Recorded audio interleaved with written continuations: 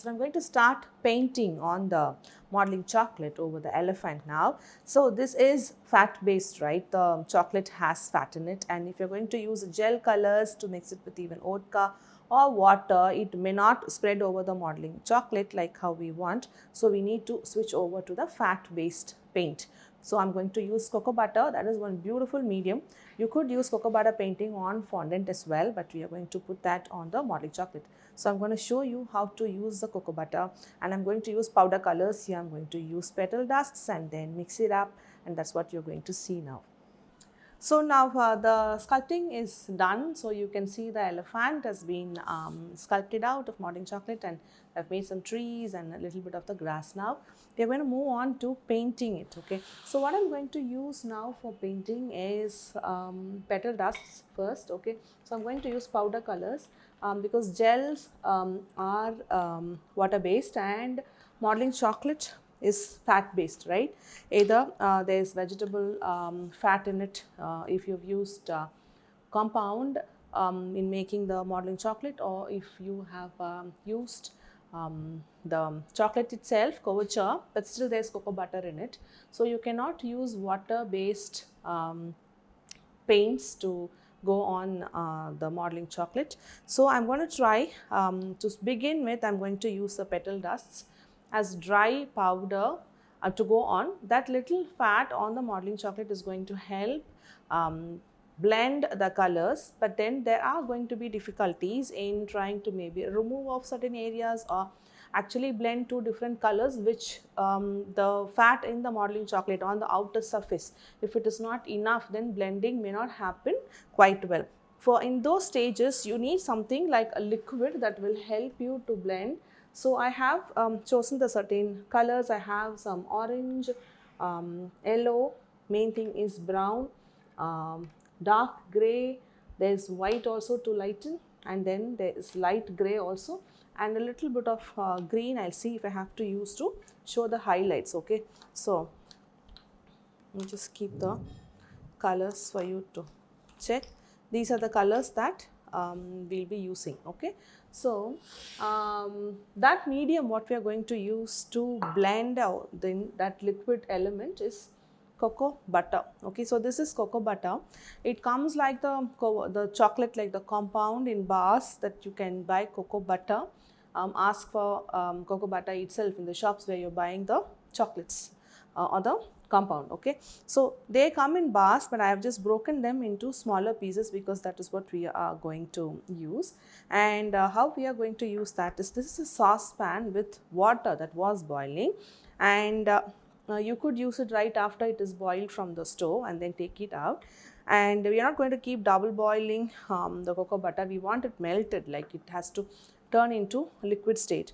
On top of this, I'm going to place a plate. Okay, so the warmth from the water, boiling water from the saucepan should be touching the plate on the top, and then on top of this I would be placing the cocoa butter, and the heat from the water is going to touch this plate. And because I just placed the plate now, it is going to take a bit of time. So you could place a plate on top and then allow the plate to take the heat, and place the cocoa butter, a small chunk of the cocoa butter on top of the plate, and it is going to start melting, and then it is going to stay there in the liquid state. Now we are going to have the powder colors in a separate palette or another plate like this, and we are going to start blending the colors, and wherever the liquid has to be used, then I'm going to pick up the melted cocoa butter from this plate. And if the water is going to cool down in the process, then I will just take the saucepan, heat the saucepan, and then place the plate on top. So the hot water and the steam coming from that is going to melt the cocoa butter on top of the plate. So you can see now the cocoa butter is melting. Okay, you can allow that entire chunk to melt fully. Okay, and if it is going to become solid, then you need to just go heat the saucepan up and then get the cocoa butter into the liquid stage, and then we'll just be ready to start painting the elephant sculpture. So I'm just going to start using the petal dusts. I'm taking a gray, but then the name says gunmetal, and I'm going to pick up the color and then add it in the plate or a palette. Okay, and I'm going to start with gray and a bit of dark gray. It says Turkish black. Okay, so I'm just going to add that as well. Then I'm going to start with dry painting.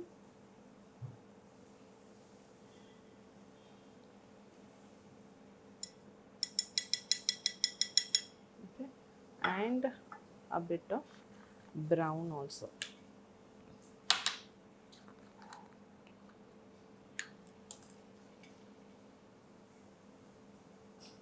So this one says chocolate. Okay,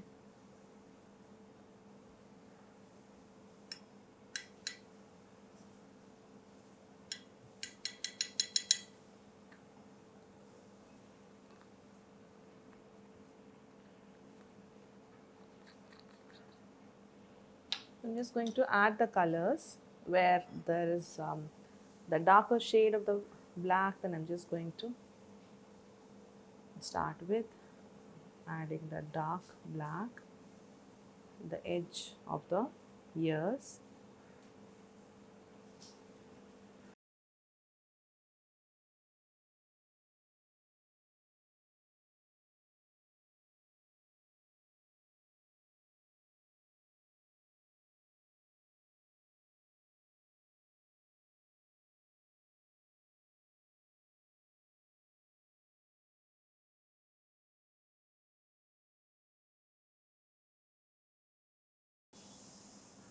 So just allow it to blend depending on how dry the modeling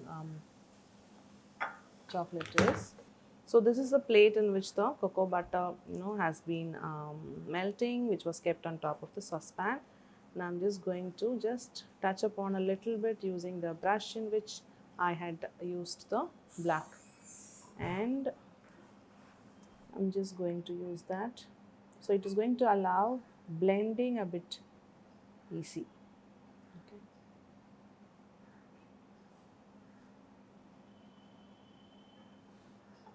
Now I'm just going to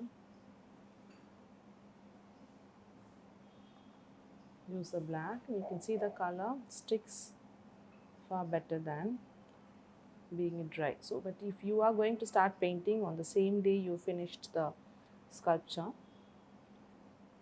then the modern chocolate will still be, um, a little sticky, right? So that is going to make it a bit easier. And so if it doesn't blend well, then just start adding the cocoa butter.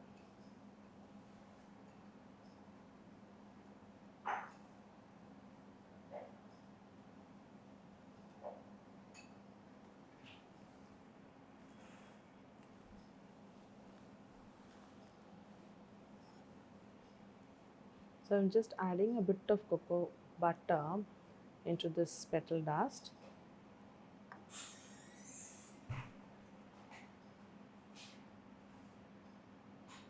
Here, if I feel that the color is a bit strong, then I can just touch upon the cocoa butter and then go over it and then paint if I want to reduce the intensity of the color, or if I want to just erase or remove the color that I've added.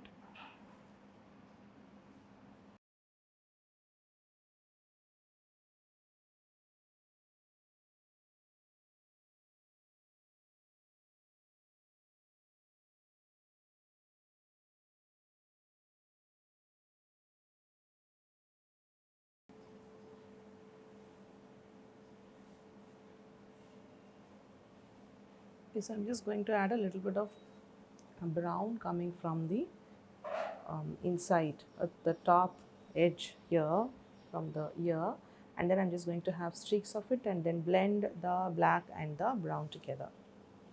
So I'm going to switch over to another brush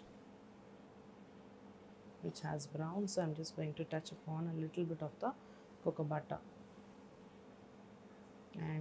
fix it.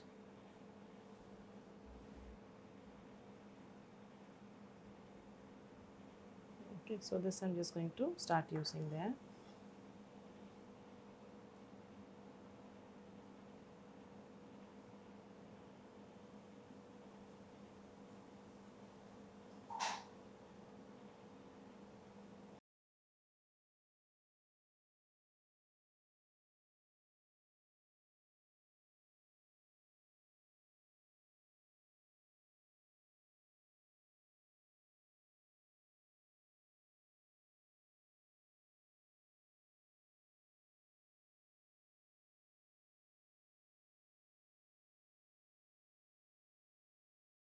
So leaving the little hint of the brown, it's just overall covering up with the black only.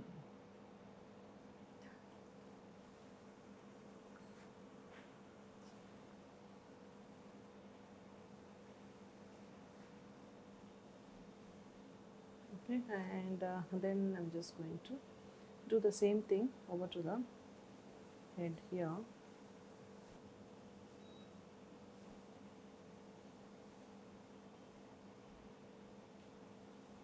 I'm going to leave this side for the highlight, which means the light is falling on the elephant. So we are going to have highlights on one side. Okay, so this side is the darker side. So I'm going to have lighter shades towards here and then the dark ones on the right. I'm just going to leave the portions where I'm going to add brown and then they will get blended.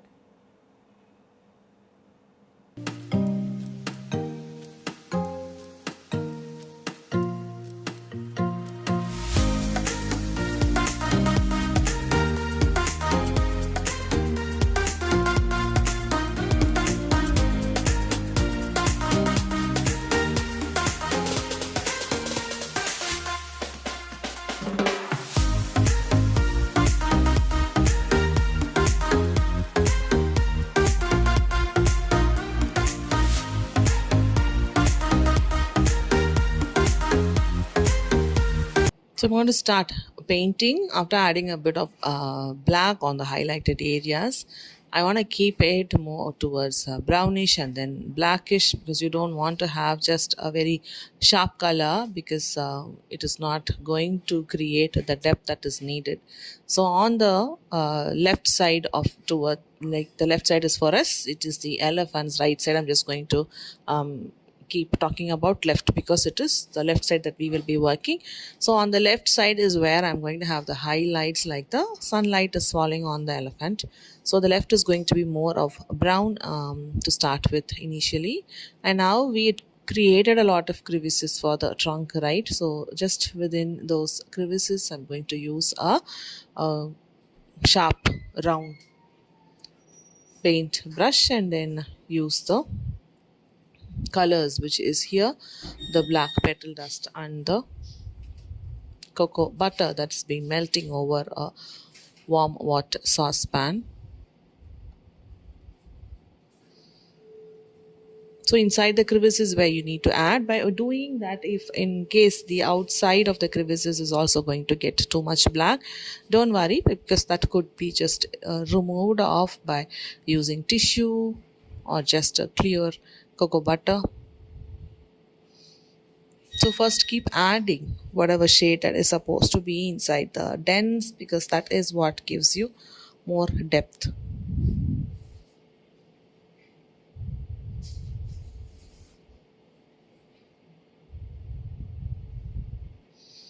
Then I'm starting to add more of the black in the gaps between each of the part because that is like the dented area which is going to have a lot of shadow and which means it will be like really very dark. So continuing that part, I'm going to add a bit of the black on that leg as well, again into the other groove which is that crevices there, and between both the legs I'm going to add more black, and then here a bit of black in places where I see I need to give in some more depth.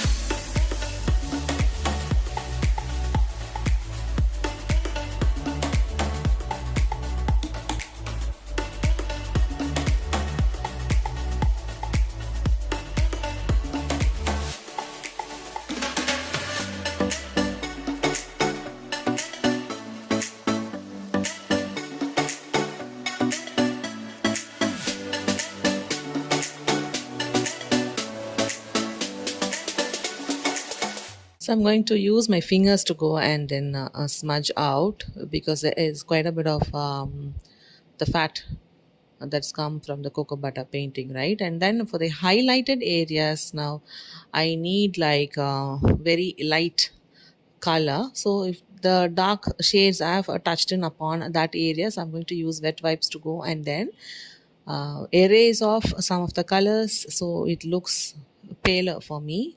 So that is what is going to create the highlight. So I'm using the wet wipe, and then whichever the projected parts when the sun would fall, so little bit of that bone area above the eyes, and then the tusk part, and then the trunk's left side, and then both the legs. And now on that erased part, which is that clean area of the cocoa butter, I'm using the white petal dust and the cocoa butter mixed up, and I'm going to paint on it first to create a proper white color. And from there I'm just going to use a little bit of yellow, because it's just going to make it look like the sun's light is just reflecting back. So it's not going to be like pure white, because that will look like really very artificial. So touching upon a bit of yellow over the white, not too much yellow, because I'm just leaving out a little bit of white, very small bit of white area to just remain there, and then blending bit of brown as well, getting the yellow to merge with the black. Is not going to happen with just the yellow, so we need a little bit of the brown. So you have layers of white, yellow and brown, and then that goes and blends with the black, which is the actual skin color of the elephant. Now touching upon a bit of a brown in certain places, so I can just give a little more depth, and looking inside the crevices wherever a little more detailing is needed, I'm adding. And then on top of the trunk as well, some whites are given for highlight, because that is a projected area.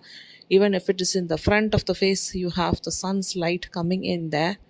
Only the right side in which we are going to work, I mean to our side, the right side of the elephant is going to be dark, but the left side is going to have the sunlight. So I'm just removing off any excess dramatic too much brown which is not needed, to retain the highlight, which is the lighter side. So touch upon white, and then some yellow, and then some brown. And this is like the sharp white on this one line that will make it look dramatic. Just painting off the nails as well. We don't want to leave it in the same color as the modeling chocolate. Later I'll be painting the nails as well, just making it look like it is dirty. Touching a bit of yellow. Okay, so you need to be doing it with like 2-3 coats, checking for the shading, because like directly painting once and then thinking that it is all going to be perfect will not be happening with a painting. We just need to be checking on the shading, and what we are doing, is it just falling in place, is it blending with the logic that we are using. Right now we are just using on the logic that the sunlight is just falling over it, and we just need to have the highlight. So one side of the elephant is like going to be like really very super bright, and then the other side is just going to be sharp. So we already made everything like super dark, the left and the right, and then now just blending in at the left side to have the sunlight falling on it. Just trying to make it as natural as possible.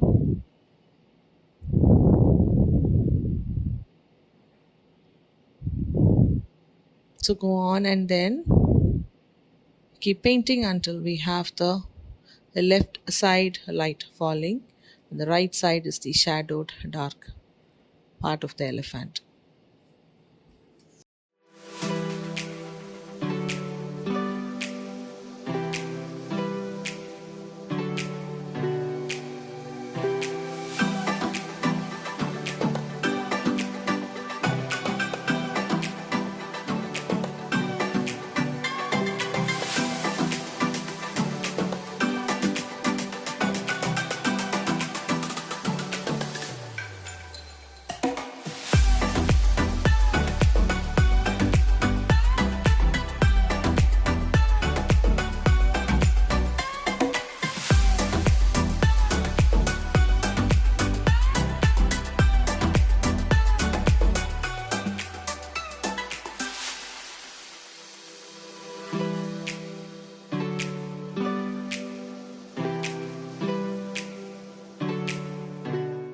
So now I'm going to paint the tree, just the trunk part and the branches with brown. I'm going to add first a light brown coat everywhere, and then cover up the modeling chocolate that was made for the branches, and then go on and do a few more coats to continue having the depth, because I'm not going to have the second coat all over again on the entire trunk. I'm just going to leave the edges quite with a lighter shade, and then have some darker shade on just the bumped up parts of the trunk. And once the darker shade is also done, and I'm going to have a little bit of white highlight, because so it is not like completely brown. You just want to see that dried up branches which will have a bit of lighter tone. So to have the lighter tone over the darker branch, I'm just going to touch upon a little bit of white at the end, and that will just finish the painting over the trunk.